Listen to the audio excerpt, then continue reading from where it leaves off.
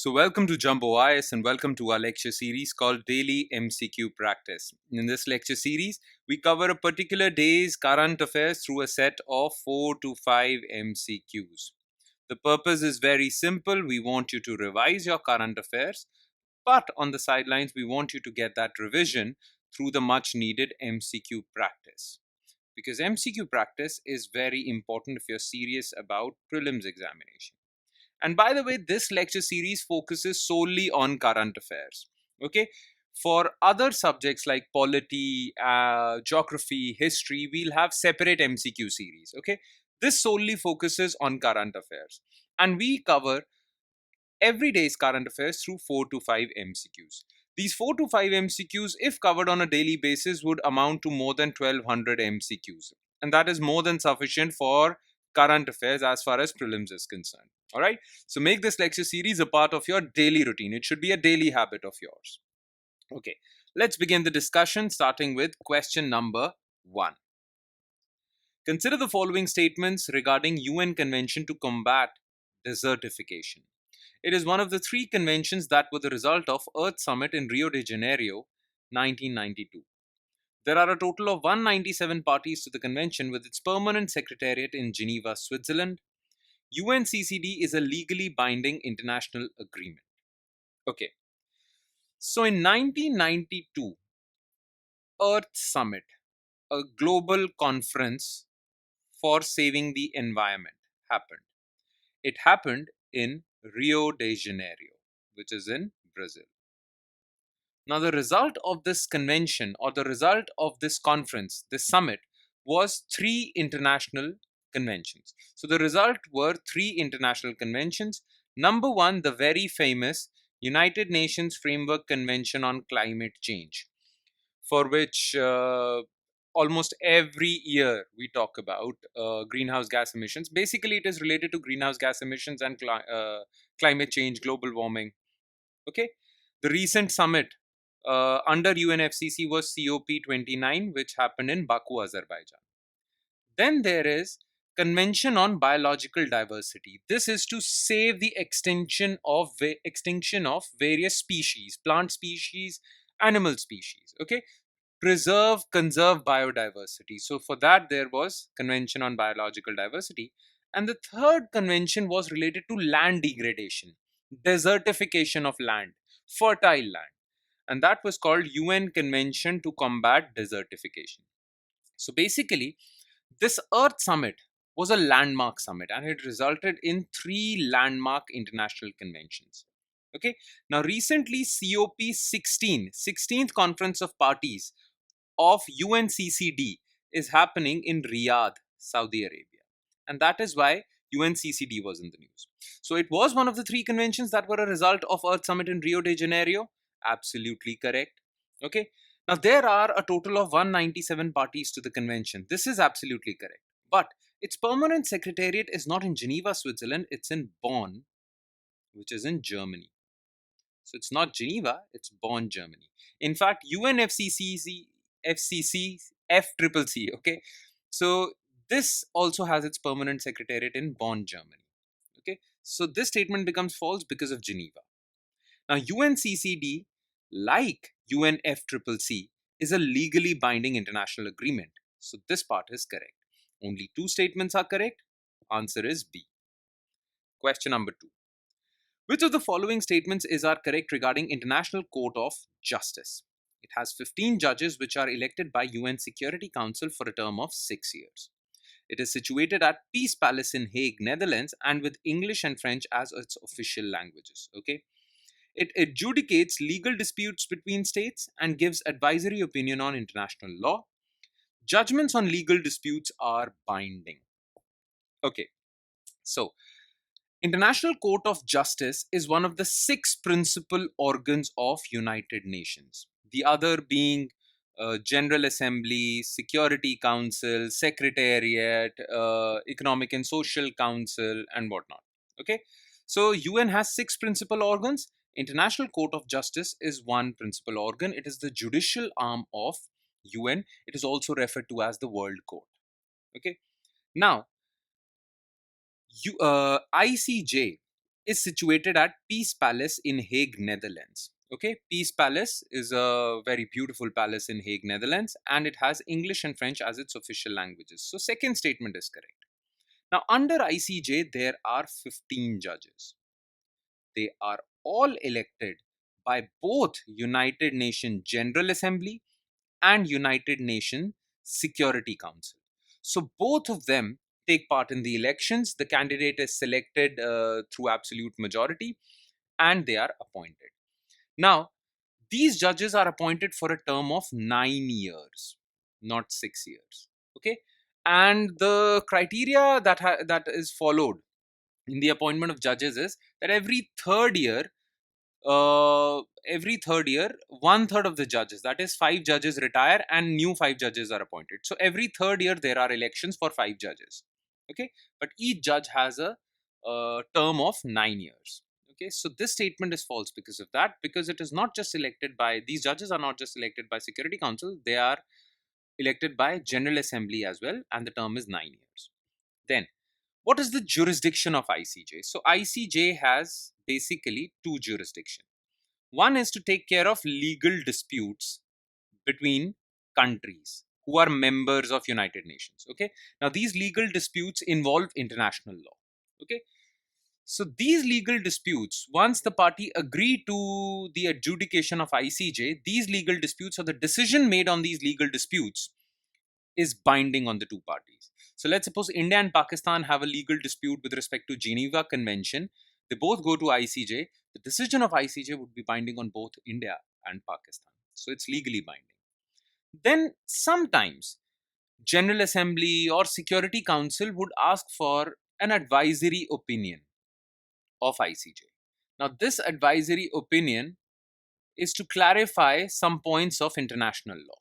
Now, advisory opinion, as the name suggests, are not legally binding in nature. Legal disputes are legally binding. So this statement is also correct, and this statement is also correct. Okay, so the correct answer is 234 D. Question number 3. Consider the following statements regarding design-linked incentive scheme. It was launched by Ministry of Electronics and IT to boost semiconductor design and manufacturing in India. Okay. The nodal agency for this scheme is National Informatics Center. Okay. The scheme provides design infrastructure support and financial incentive for chip design and manufacture.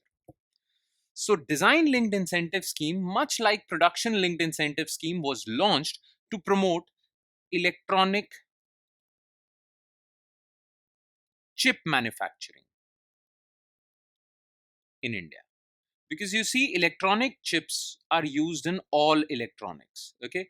And currently we are surrounded by electronics. The entire life, civilization depends on electronics. And what is in all these electronic items? Electronic chips. Now, currently India does not manufacture these chips. And that is why India is import dependent on different countries. Okay. India is at the mercy of these countries for the supply of these electronic chips so that India can manufacture electronic items. Now, India doesn't want to be import dependent. Okay, India wants to control the supply of these electronic chips for its own needs.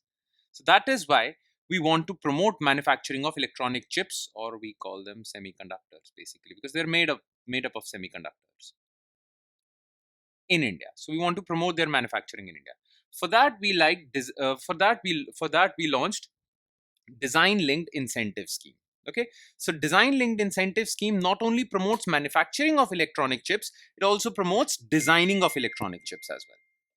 All right, so this DLI was launched by Ministry of Electronics to promote design and manufacturing in India. Absolutely correct. The nodal agency for this scheme is not National Informatics Center for Development of Advanced Computing, CDEC is the nodal agency. Okay.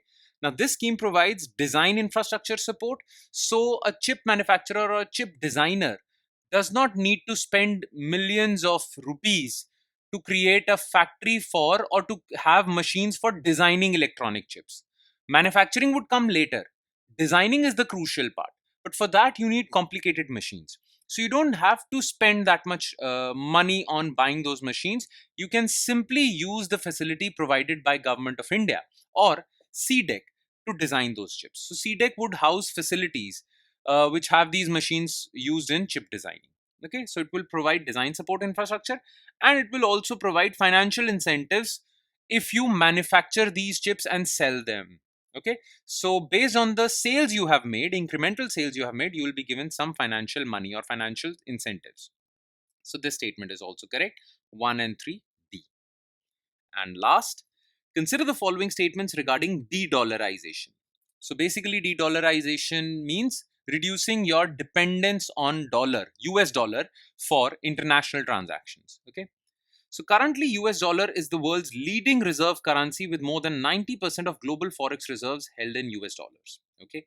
Central bank digital currency being developed by RBI can reduce India's dependence on US dollar. All right. So the thing is that the reason why countries want to de-dollarize is because at times America misuses the dominance of US dollar in international financial system. Okay, so country wants to reduce their dependence because they would be at the mercy of US politicians or technocrats, right? Now, why is dollar so important? Well, it is said that it is one of the world's leading reserve currency that all the central banks of the world keep their reserves in. It is one of the leading reserve currency. Almost all the central banks of the world keep their reserves denominated in dollars, or have their reserves. I mean, majority of their reserves are in dollars. Some are in gold, some are in pound, euro, yen, but the majority of those reserves are in dollars. Okay, so it's one of the world's. It is not one of them. It's actually the leading reserve currency. Okay, but it's not 90%. Okay, just 58% of the global forex reserves are in dollar. But a lot of international trade happens in dollar, a lot of international investments happen in dollar, a lot of borrowings abroad, foreign borrowings are done in dollars. So dollar is very important. So this part is false because of 90%. Now India wants to de-dollarize or reduce its dependence on US dollars. So RBI has taken a few decisions for that. RBI in 2022 allowed rupee to be used for international payments. For international transactions, RBI allowed rupee to be used through Vostro. You must have heard about them, Vostro or Nostro accounts. If not, then we'll have separate lecture for them. What are Vostro accounts? What are Nostro accounts? These accounts, bank accounts, actually facilitated India-Russia trade in rupees because US had put sanctions on Russia, and it basically did not allow Russians to trade in dollars. Okay, they couldn't sell their oil reserves because they couldn't receive payments in dollars. So through these Vostro and Nostro accounts, they were paid by Indians for buying oil in rupees. So this basically allowed internationalization of rupee. Okay, so RBI allowed that. Again, a decision to de-dollarize. Then RBI is working on central bank digital currency. Digital currencies don't need banking system. Okay, digital currencies don't need banking system for international transactions, and that is how India would reduce its dependence on dollars for international transactions, because most of the banks of the world are also transacting in dollars. So this is one method. The other method is that India is connecting its UPI platform with similar digital platforms in different countries. So India is connecting UPI with Pay Now in Singapore, so you can send money to Singapore through using UPI. So through UPI also you're facilitating international transactions, though little international transactions, but this still is a step to de-dollarize or reduce dependence on dollars. So this part is correct. Only two. And with that, we conclude today's session. Thank you so much for watching, everyone. And I'm sure it has added value to your preparation. It would add more value if you download the notes for this lecture and go through the detailed written solutions provided for each and every MCQ discussed in this lecture. Okay, you can find these notes on our Telegram channel, and the link to our Telegram channel is provided in the comment section below this video. So check out that link, click on that link, it will take you to our Telegram channel. And from there, you can download the notes for not just this lecture, but all the other lectures featuring on our YouTube channel. On that note, I'll be signing off. Thank you so much.